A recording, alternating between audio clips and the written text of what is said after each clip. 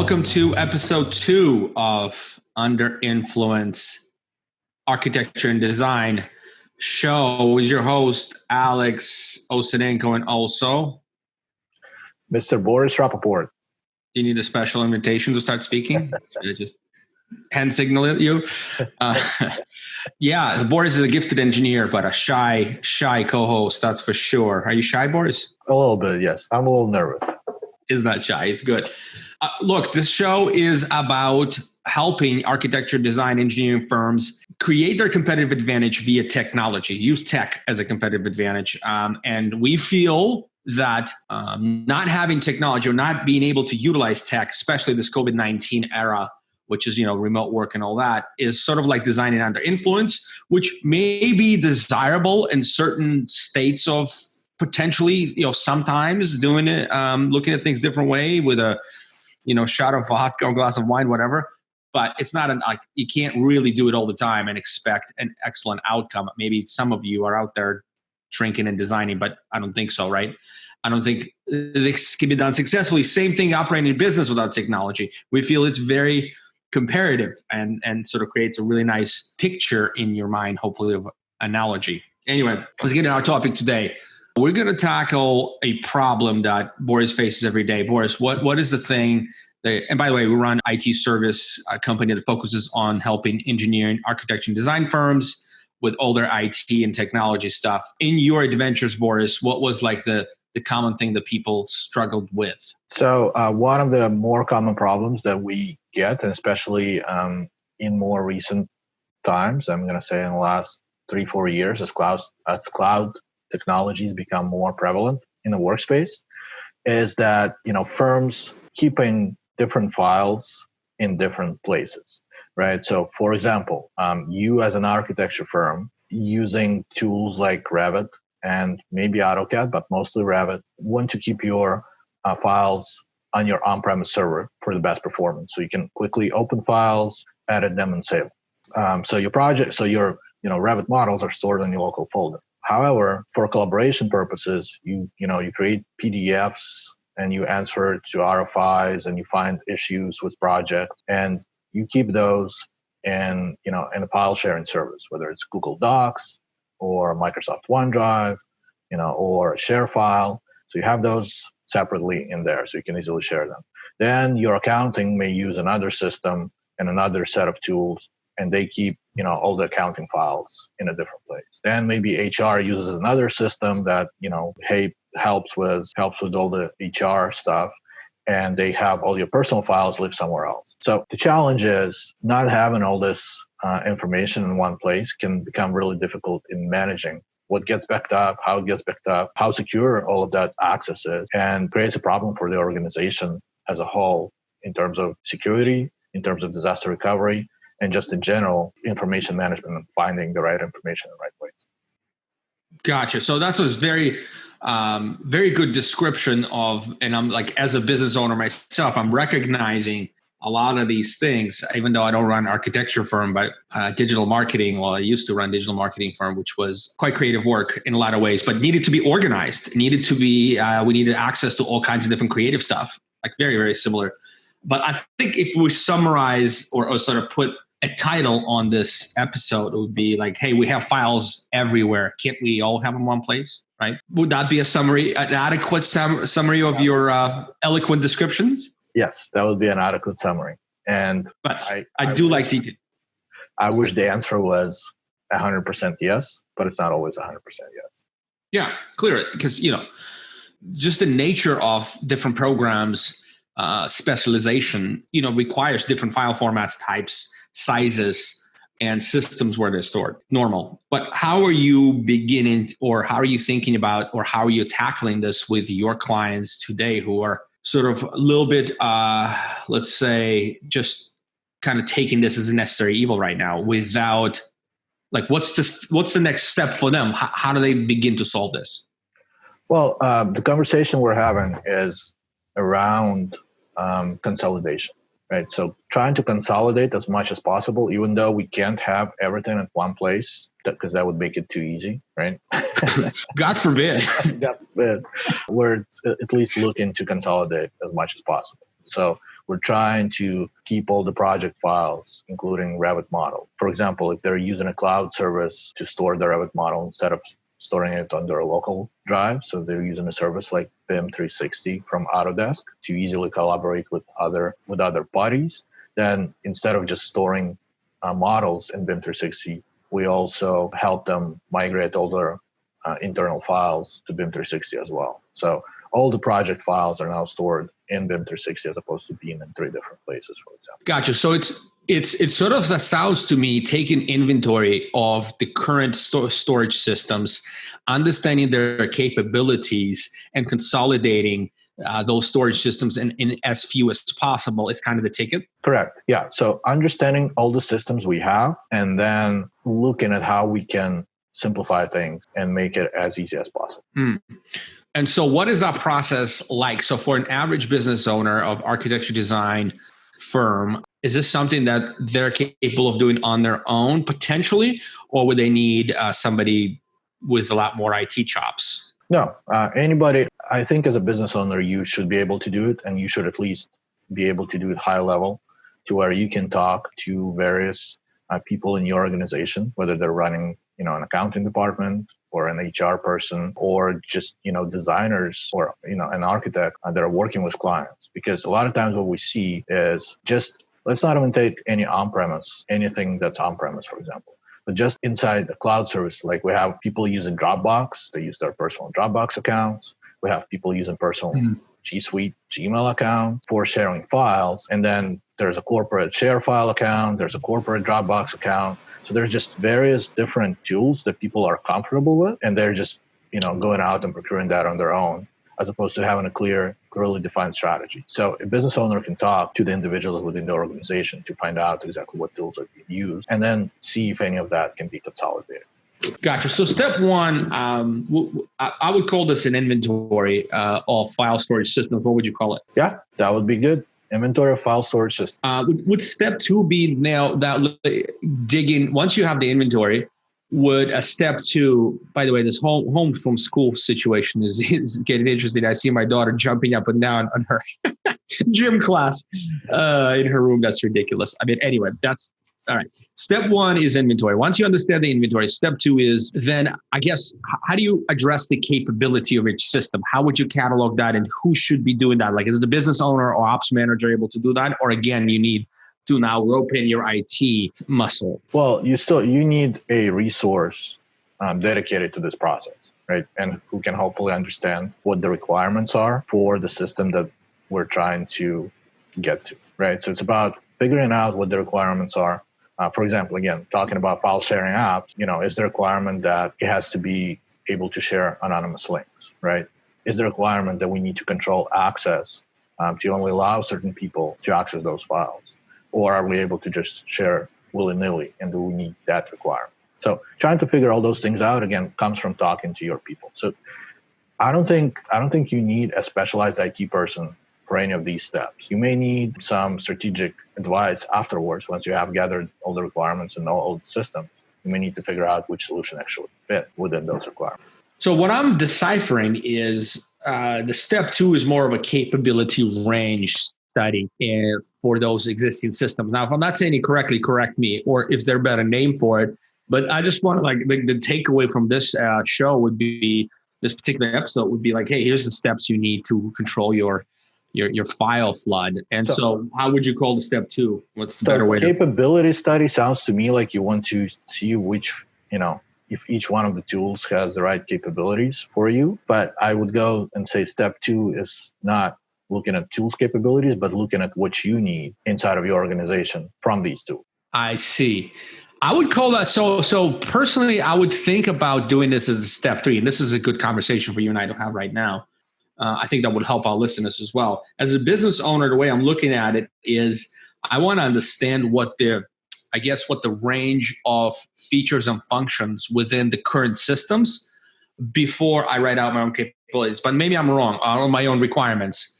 Maybe I'm wrong. Like what's argument for and against making it step two versus three? Well, for me, knowing what you need would come before figuring out which solution, right? So identifying what you need first at the basic level, because there's always features that are required and there's features that are nice to have. So once you identify the requirements, then you can eliminate potentially tools that don't meet those requirements. They may have other nice to have features, but they don't need the basic set of requirements. So that's why we want to do that in step 2. So then in step 3, out of 10 tools that we use, we eliminate, let's say 5 because they don't fit in a set of requirements. And then we evaluate them out of the 5 based on the nice to have features that they have and possibly financial impact and so on. That is very good. I agree with you. This is actually makes a lot of sense to me. So I crossed off capability range and a more like identifying firms' requirements.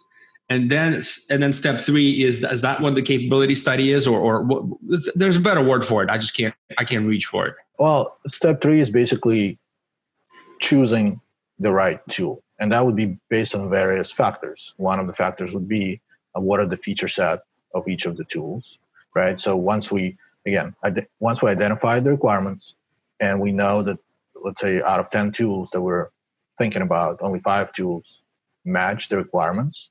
So we eliminate the other 5. And then out of those 5, we'll look at all the features that they have, see if there's any features that are nice to have for us and would be beneficial to our business. And then also look at the, again, as we talked about, financial impact and also the learning curve impact. For example, if that tool is only used by one person who only knows it really well, what about the other 40 people in your firm? Will they be comfortable with using that tool? How much of a learning curve there is? So all of those things need to be put into that decision matrix in step 3. So it's not just figuring out what the tools are capable of, what the tools are capable of, but also figuring out how much impact is switching to that tool going to have on our organization. But look, I'm thinking breaking it down into more manageable steps. What you're saying makes a lot of sense, but what you just said made me think that I don't want to take this on. Maybe I just let it run the way it is because it sounds pretty complicated to figure out. Because now you talk about implementation impact, potentially implementation impact and time savings all rolled into a singular step, right? So the breakout is take the inventory, figure out your own requirements, then sort of look at the feature set and fit from various perspectives, and then that's it. And then go implement. Can we break it out into, more manageable steps like inventory, requirements, feature set review, capability review in that step 3, and then step 4 maybe like an implementation impact, or how would you call it? Like actually study like, okay, these from a perspective of functionality, these tools right now fit. These 3 fit all of the work, but now let's do an implementation or rollout study or rollout impact study. How do people do that? Yeah, so you're right, and I think I've kind of jumbled it together, but we should definitely look at splitting those out. So as you mentioned, so we'll call it a feature set study in step 3. So we identify all the feature sets for all of the tools. And then I guess we'll call it a financial impact analysis in step 4, figuring out, the cost of each tool and whether the financial cost, right? So we're not even talking about learning curve, whether the financial cost is going to be within the budget and whether whether it fit. I get it, because look, if you say, okay, we all go into Microsoft Teams or whatever the heck that it may be, and the licensing cost is like 8 times what you're paying for everything today, it sort of diffuses the purpose and may not have the enough gain in operation efficiency to offset this huge cost of new licenses, right?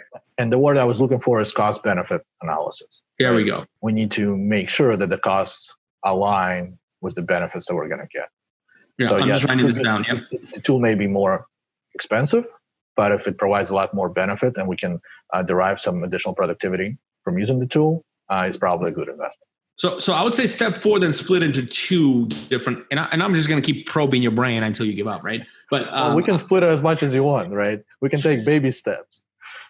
But I like baby steps. So impact analysis, I would say step 4, and step 4, I guess step 4A is financial, and step 4B is cost benefit, because once you understand the financial implication or cost of all these tools, of the selected, I guess, set of tools, or preliminary selected set of tools, then cost benefit, because there's time savings. There could be significant time savings. Like what have you seen in terms of, and where the time savings usually come from consolidation of these file storage systems?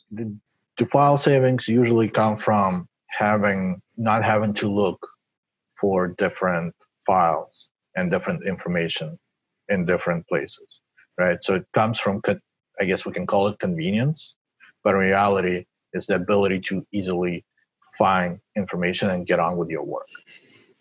Gotcha. So, and how, like, what is the range between best and worst firms you worked with? Like, in terms of just, again, ballpark estimate, put your finger on a number. In the worst firm and in the best firm you worked with personally, that you're familiar with, that you don't necessarily maybe work with, but you have a relationship with and you understand the business well. What's that difference? What do you, like, just get a feel for it? I mean, as a ballpark, and this is a conservative estimate, right? Because, I mean, who really pays attention to like 10-minute increments, right? I mean, in 10 minutes, we can... My bottom line. Yeah, exactly. That's where your profit comes from, right? That's right. Can be. And those 10-minute increments actually add up. But really, if we say 10 minutes per person per week, just kind of jumping around through files is the difference. That's very conservative. In my experience, it's a lot more than that. Sure. But fine. You want to be so conservative. Yeah. I think now that we're remote, it's even more than that. But because in the office, you can turn to somebody who's sitting next to you and just ask, hey, and waste their time, right? Yeah, waste their time a little bit, but get a response quicker. Hey, where can I find that file, or where should I look for that? Right? Once you're remote, you can send a Teams message or a Slack message, but you may not get a response right away. And then you start looking for it yourself and not able to find it, and kind of just spinning your wheels before you switch off completely and try, start focusing on another task. So yeah, 10 minutes is a very safe estimate, but even if we take that, 10 minutes per person per week, in a 50-person firm, 500 minutes. 500 minutes. How many hours is that? That's like 8 hours plus. 8 something. Yeah, 8 in the tail. Yeah. So saving 8 hours a week across all your staff, that's a lot of billable work. Well, what if we're not billable, just cost? Like we've sort of go conservative. Let's estimate the cost to us, just straight up, not billable, not the mistakes we make, blah, blah, blah, none of that stuff. Just very bare bones. Like we'd say $50 an hour is the number that we've been using. Yeah, $50 on average. Pretty good. Throughout the team. Pretty good average throughout the team. So 8.33 times 50 looks like $416 a week. Am I getting it right? Yeah, that's about right. Okay. So that's as far as, and that's the really conservative one. So that's about $2,000, $2,100 a month that you can save by just implementing one of these. But I guarantee you the missed deadlines of the projects, the impact, the frustration of employees, the tap on the shoulder, hey, where can I get this? That's doubling the wasting time. And usually the person who gets tapped on the shoulder is the senior person whose time is a lot more valuable, blah, blah, blah. The impact is tremendous, but right now, like, hey, $2,000 on a 50-person firm, that's a very, very conservative estimate on like immediate impact. And that this systemization can make. Right? Yep. All right. So cost benefit. So what's step 5? Is the rollout implementation? Yeah. So step 5 would be implementation. And usually that consists spinning up the new service, setting everything up to make it as easy as possible to access, providing people with access, migrating data, and properly securing that data, making sure that only people that require access to that data can get into those files, like separating accounting, HR, and other functions, or however you currently have it set up. It's actually, if that project, during the start of the project like this, it's actually very valuable to kind of review what you have currently in terms of what the permissions are and how to, how people access information and who has access to what, so that once you move it to a different system, you can set up things more efficiently, possibly, right? Or eliminate things that you found that are like, oh, wow, I didn't know this person had access to all the sensitive data that we have, right? So that's a step 1. Sorry to interject, but I just want to make sure that step 1 inventory should include that as well. So not only what systems you have, who has access, and what's stored in there. Correct. Okay, very good. So this is technology is your competitive advantage, right? We don't want to just say that out loud. It actually makes a lot of sense. You become a lot more agile, a lot easier to accept new bids, go after new business with the new efficiency, and be able to turn around projects on time, not to mention save labor cost like immediately after implementing the system. So Look, this is something we do here at GetArcIT.com. We're IT services, complete IT services company for engineering, architecture, and design firms. I've done it for years now. Very happy to help you, but you don't need to have our services to do this. Although, Boris, it sounds like step 5, the implementation requires some IT muscle. Yes, it requires IT muscle, whether it's internal or an IT consultant like our firm can help you with that implementation, or you can try and do it on your own. I mean, I've had people try and then call us and say they need our help. Well, here's the crux of it, right? As a CEO of the organization, as leader of the company, or as someone in executive team, like you have your unique ability, right? And that is X. If that X does not include implementing file storage systems, don't do it. It's risky for the business. You're risking your own time, sanity in doing this. Trust me, as a business owner, growing a company, I've done this myself. But as soon as I was able to outsource something that wasn't within my unique ability, I did so. And that's how we're able to scale the organization quite fast. I fall into the same trap. I mean, it happens to all of us because as a business owner, you feel that you are the only one who understands your business and you are the only one who can do things the way you want it. Right. It's a whole other topic, man, that we should really unpack.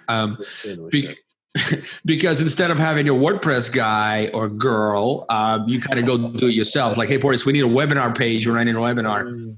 No, guess what? It's not there yet, but hey, we're waiting on you to do it. It should be that case. Exactly. I want to shame you on a live TV. But we do try to practice what we preach, don't we?